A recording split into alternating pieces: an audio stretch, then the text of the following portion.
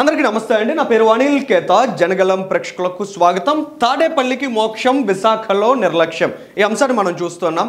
తాడేపల్లికి ఏ విధంగా మోక్షం లభించిందంటే జగన్మోహన్ రెడ్డి గారు ఆయన ప్యాలెస్ ముందు వెళ్ళే రోడ్ ఏదైతే ఉందో దాన్ని బ్లాక్ చేశారు. సుమారు 4 సంవత్సరాల కాలం పాటు అక్కడ ఉండే స్థానిక ప్రజలకు నరకం చూపించారు. పూర్తిగా ఆ రోడ్ని బ్లాక్ చేసి చాలా తీవ్ర ఇబ్బందులకు గురి చేశారు. సో కూటమి ప్రభుత్వం వచ్చి రావడంతోనే దాని ముందు యథావిధిగా ప్రజలు రాకపోకలు సాగించడానికి అవకాశాన్ని కల్పించింది. అయితే విశాఖపట్నం కూడా సేమ్ సిచ్యుయేషన్ ఉంది. సేమ్ చర్య జగన్మోహన్ రెడ్డి గారు చేశారు.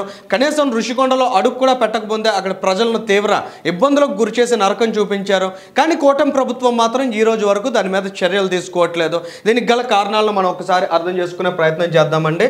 ఇది మనం జగన్మోహన్ రెడ్డి గారి ప్యాలెస్ని ఇక్కడ చూస్తున్నాం. ఈ ప్యాలెస్కి ఎదురుగా ఇక్కడ ఒక హెలీప్యాడ్ ఉంటుంది. ఆ హెలీప్యాడ్లో ఆయన హెలికాప్టర్ దిగి నేరుగా ఇక్కడ ఒక రోడ్డు మార్గం గుండా వెళ్ళి ఇలా తిరిగి వచ్చి ఇలాగ వెళ్ళి ఇక్కడ కారు దిగి ఇంట్లోకి వెళ్ళి రిలాక్స్ అవ్వాలన్నమాట. ఇప్పుడు ఈ రోడ్డు ఇలా వెళ్ళే రోడ్డు ఉందో ఆ రోడ్డు కూడా జగన్మోహన్ రెడ్డి గారు నిర్మించింది కాదు. ఆ రోజు 2019కి ముందు చంద్రబాబు గారు అధికారంలో ఉన్న రోజుల్లో ఆ రోడ్డు ఋషికొండకు ముఖ్యంగా ట్రాఫిక్ క్లియరెన్స్ ఉండాలి, అక్కడ ప్రజలు ఇబ్బంది పడుతున్నారు, ఆల్టర్నేటివ్ రోడ్ కింద దాన్ని డెవలప్ చేశారు. సో జగన్మోహన్ రెడ్డి గారు వచ్చిన కొద్ది నెలల్లోనే దాన్ని పూర్తిగా బంద్ చేశారు.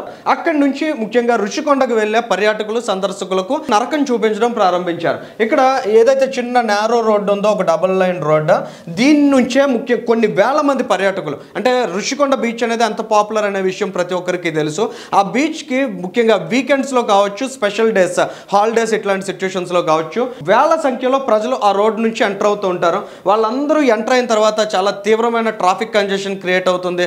అక్కడ స్మోక్ కావచ్చు, పొల్యూషన్ కావచ్చు, నడిచి వెళ్ళడానికి కూడా ప్రజలు ఇబ్బంది పడేటువంటి పరిస్థితులు ఉంటాయి. ఇక ఈ లోపలికి వెహికల్స్ వెళ్ళలేక ఆ రోడ్ అంతా కూడా, మెయిన్ రోడ్ ఏదైతే ఉంటుందో డబుల్ రోడ్, ఆ రోడ్ అంతా కూడా అటు ఇటు వెహికల్స్ కార్ పార్కింగ్ చేస్తూ ఉంటారు. సో ఇదంతా కూడా చాలా తీవ్రమైన డిస్టర్బెన్స్ క్రియేట్ చేస్తుంది. అయితే కూటమి ప్రభుత్వం వచ్చిన తర్వాత ఇమీడియట్గా జగన్మోహన్ రెడ్డి గారు ఆయన సౌఖ్యం కోసం ఏదైతే రోడ్ని అప్పటికే క్లోజ్ చేసేసారో దాన్ని ఓపెన్ చేస్తారని ఎక్స్పెక్ట్ చేశారు. కానీ ఇవాళకి కూడా ఈ రోడ్ అనేదాన్ని తిరిగి ప్రారంభించట్లేదు. కాన్స్టిట్యున్సీ ఎమ్మెల్యేగా గంటా శ్రీనివాసరావు గారు ఉన్నారు, విశాఖ ఎంపీగా శ్రీభరత్ గారు ఉన్నారు. వీళ్ళిద్దరూ కూడా దీని మీద కాస్త కాన్సన్ట్రేట్ చేయాలి. ఎందుకంటే వైజాగ్ టూరిజంగా అద్భుతంగా డెవలప్ కావాలనేది ముఖ్యమంత్రి చంద్రబాబు నాయుడు గారి ఆలోచన. అయితే దానికి అనుగుణంగా ఇలాంటి బీచెస్లో ఈ కైండ్ ఆఫ్ ప్రాబ్లమ్స్ క్రియేట్ అవుతూ ఉంటే వాటిని ఇమీడియట్గా రెక్టిఫై చేసే అవకాశం ఉన్నప్పటికీ దాని మీద ఎంత అంతులేని నిర్లక్ష్యాన్ని చూపిస్తూ ఉంటే అది ఖచ్చితంగా సందర్శకుల్లో, పర్యాటకుల్లో ఒక నెగిటివ్ ఇంపాక్ట్ అనేది క్రియేట్ చేస్తుంది.